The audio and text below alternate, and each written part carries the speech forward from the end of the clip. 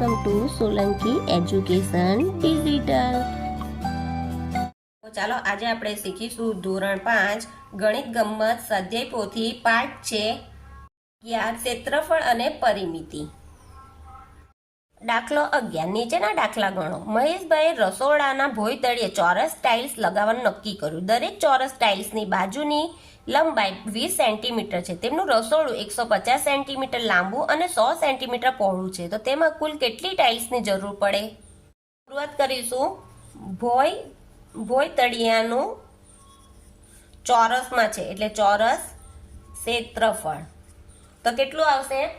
લંબાઈ ગુણ્યા પહોળાઈ। તો ભોંય તળિયાનું ક્ષેત્રફળ કેટલું આપ્યું? લંબાઈ કેટલી આપી છે? 150 ગુણ્યા 100 સેન્ટીમીટર પહોળાઈ એટલે 150 એટલે 15 એકુ 15 ને 3 મીંડા 1 2 ને 3 એટલે 3 મીંડા લખીશું તો આ શું આવ્યું? ચોરસ સેન્ટીમીટર।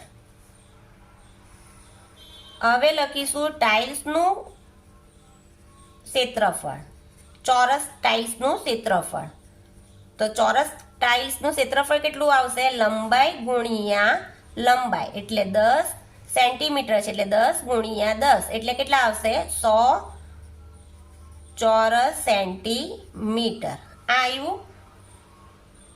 લખીશું આપણે 100 ચોરસ સેન્ટીમીટર હોય તો એક ટાઇલ્સ, તો માટે 15,000 ચોરસ સેન્ટીમીટર હોય તો કેટલી?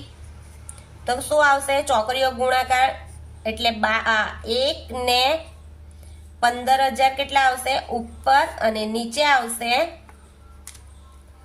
100 એટલે આ 2 મીંડા ગયા, આ 2 મીંડા ગયા, કેટલા આવ્યા? 150 એકુ 150 ટાઇલ્સ જોઈશે।